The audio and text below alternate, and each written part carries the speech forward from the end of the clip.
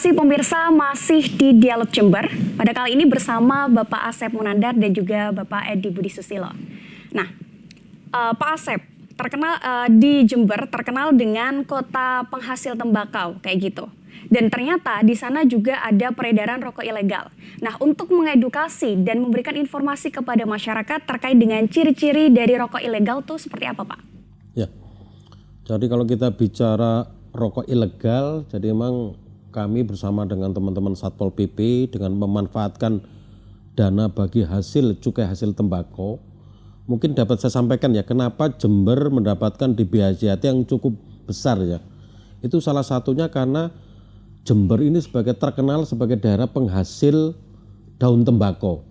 Jadi itulah kenapa saya harapkan termasuk Pemda berharap bahwa DBHJAT itu kita harus berterima kasih kepada para petani, para buruh, para yang masih mau melestarikan atau membudidayakan daun tembakau, karena dari sisi produktivitas inilah yang mempengaruhi DBHJAT tadi. Nah, kembali ke bagaimana kami tentunya tadi bersama dengan Satpol PP melakukan edukasi ke masyarakat terkait dengan peredaran rokok ilegal. Jadi sebenarnya rokok ilegalnya sendiri asalnya bukan dari daerah Jember, tetapi dari luar daerah yang masuk ke Jember untuk dipasarkan di Jember. Nah, mungkin masyarakat perlu mengetahui apa sih salah satu yang disebut dengan rokok ilegal, yaitu pertama adalah rokok yang tidak dalam kemasannya, dalam penjual belinya tidak menggunakan pita cukai. Jadi pita cukai itu merupakan salah satu bukti pelunasan cukai yang harus dibayar oleh para penikmat rokok tadi ya. Kemudian ada juga rokok yang dilekati pita cukai tapi ternyata pita cukainya palsu. Kemudian ada juga pita cukainya bekas pakai atau dari pita cukai yang salah peruntukan dan juga yang salah personalisasi ya. Jadi tadi ditanyakan ciri-cirinya. Biasanya mungkin teman-teman masyarakat di awam tidak begitu memperhatikan lah. Tapi salah satu cirinya tadi adalah biasanya harganya murah. Jadi kalau harganya misalkan rokok kretek mesin yang harganya cuma dijual 6.000, 8.000 itu salah satu tanda-tandanya itu rokok ilegal. Makanya di masyarakat kalau murah coba cek ada pita cukainya apa enggak. Nah, itu biasanya itu. Kemudian salah satu cirinya juga menyerupai merek-merek tertentu.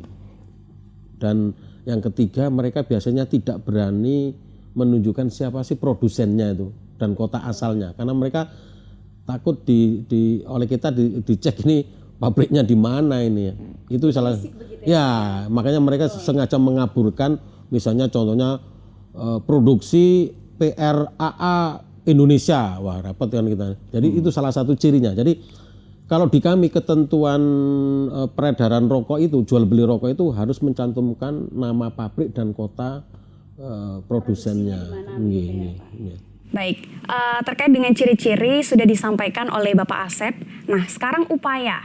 Nah, untuk Pak Edi sendiri sebagai Kepala Satpol PP Jember. Nah, upaya untuk mengatasi atau mencabut akar-akar dari rokok ilegal yang ada di Jember sendiri itu seperti apa, Pak, upayanya?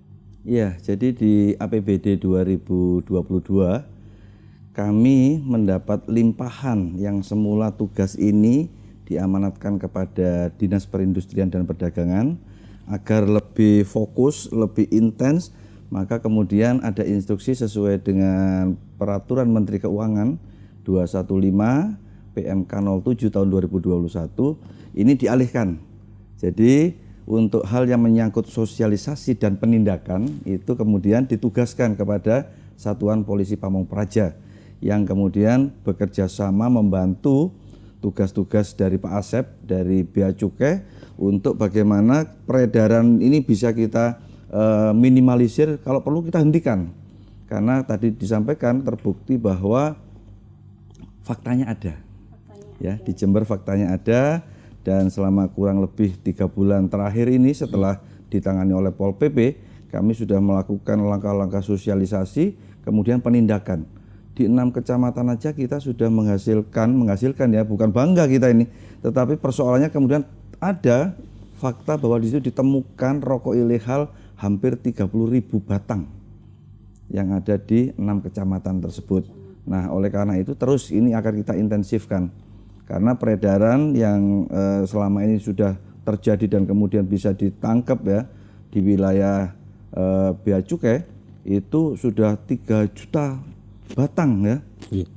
Dan 2,4 juta batang di antara Kabupaten Jember, Bondowoso, Situbondo, 2,4 jutanya itu ada di Kabupaten Jember.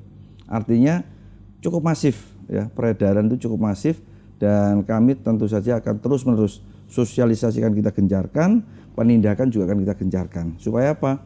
Ketika masyarakat tahu, masyarakat sadar, kemudian masyarakat memahami bahwa peredaran rokok ilegal ini sangat-sangat merugikan pendapatan negara, di samping itu juga tentu saja kesehatan mereka. Ini yang kemudian harus disadarkan melalui berbagai macam cara ya, bagaimana cara. Nah, itu yang tadi malam kami bersama Pak Asep pun kita gelar wayang semalam suntuk, tujuannya hanya satu, gempur rokok ilegal. Karena peredaran itu ada di desa-desa, ada di wilayah-wilayah pesisir pantai, ada di wilayah perkebunan-perkebunan. Nah, itu cukup masif. Oleh karenanya ketika mereka sudah kita beri informasi, sudah kita sadarkan, masih tetap saja terutama fokus kita adalah kepada pembuat. Yang kedua kepada pengedar. Nah, kalau kepada konsumen ya tadi itu kita harus hati-hati karena memang tadi kebutuhannya psikologis masyarakat kita itu kadang-kadang masih minded. Kalau enggak ngebul tuh rasanya enggak bisa fokus kerja gitu ya. Nah, oleh karenanya kita masih step-stepnya seperti itu. Hulunya kita coba akan kita telusuri supaya kemudian bisa kita tindak. Ya, yang membuat kita sikat, yang mengedarkan kita sikat, sedangkan masyarakat kita beri kesadaran supaya mereka paham terhadap baiknya bahaya rokok ilegal itu. Ya. Baik, berarti upaya sosialisasi ini Bapak selaku Satpol PP juga terjun kepada kegiatan-kegiatan yang ada di masyarakat begitu ya Pak. Dan secara tidak langsung begitu mengedukasi oleh masyarakat bahwasanya rokok ilegal ini tidak baik untuk dikonsumsi begitu ya Pak ya. Baik, itu dari pandangan Bapak Satpol PP Jember. Kita beralih ke Bapak Asep sebagai Kepala Bea Cukai begitu. Kira-kira seperti apa Pak upaya dari Bea dan Cukai Jember itu sendiri? Ya. Terkait dengan upaya pemberantasan rokok ilegal, memang kami punya berbagai strategi ya. Tadi disampaikan bahwa dengan pemanfaatan DBHJAT, jadi untuk diketahui bahwa 10% dari DBHJAT itu sesuai dengan PMK 215 harus digunakan untuk sosialisasi ketentuan di bidang cukai dan juga kegiatan operasi bersama dan juga pengumpulan informasi. Nah, terkait dengan strategi bagaimana supaya rokok ilegal ini bisa diturunkan bahkan kita nolkan, maka tadi disampaikan bahwa pertama kami harus melakukan edukasi ke masyarakat. Dan ini saya terima kasih kepada Pemda Jember khususnya teman-teman Satpol PP Jember karena sosialisasinya beragam ya. Ada pagelaran musik, ada pagelaran seni budaya, ada senam bersama, gowes, banyak kegiatan lah. Artinya ini kegiatan yang banyak mengumpulkan massa dan kesempatan kita untuk mengedukasi masyarakat seluas-luasnya. Dan saya berharap nanti tahun depan kalau bisa masyarakat pinggiran, dekat hutan, dekat perkebunan, dekat pantai akan coba kita edukasi ya. Nah, di sisi lain juga kita juga melakukan berbagai operasi, Pak.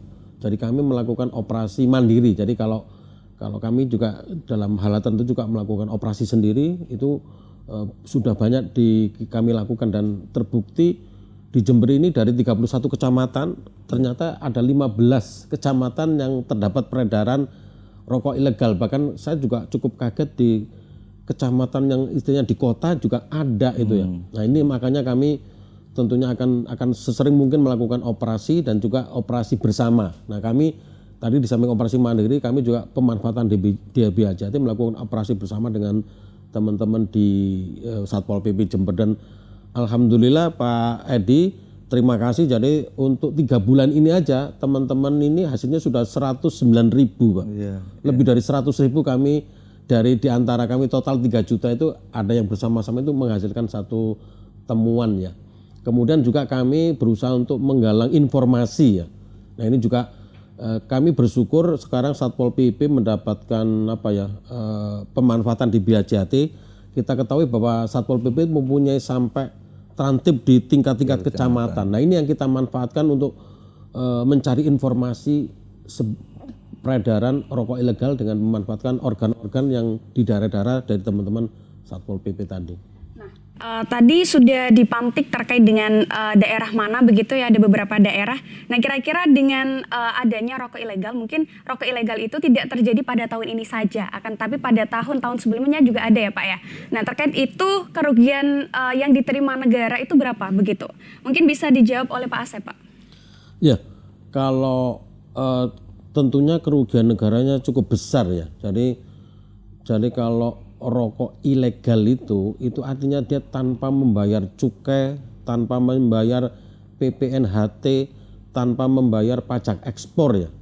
Nah kalau kita bicara cukai saja, itu misalkan cukainya katakanlah cukai itu ada kelas-kelasnya ya. Kalau katakan golongan 2 itu kira-kira Rp500 per batang. Kalau golongan yang agak kelas 1 itu Rp900 per batangnya. Jadi kalau tadi saya sampaikan bahwa kita sudah menindak lebih dari 3 juta, artinya 3 juta kalau kali Rp500 berarti mungkin sudah 1,5 miliar ya kerugian negara itu dari cukainya. Jadi saya pikir ini yang harus kita sadarkan ke masyarakat bahwa kalau merokok ilegal itu pada intinya akan merugikan negara.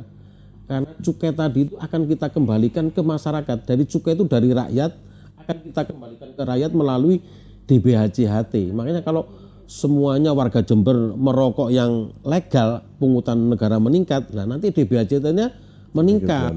Nah nanti berarti yang dikembalikan ke masyarakat akan menjadi lebih besar lagi. Baik Bapak, untuk DBHC-HT mungkin kita bahas di segmen selanjutnya begitu.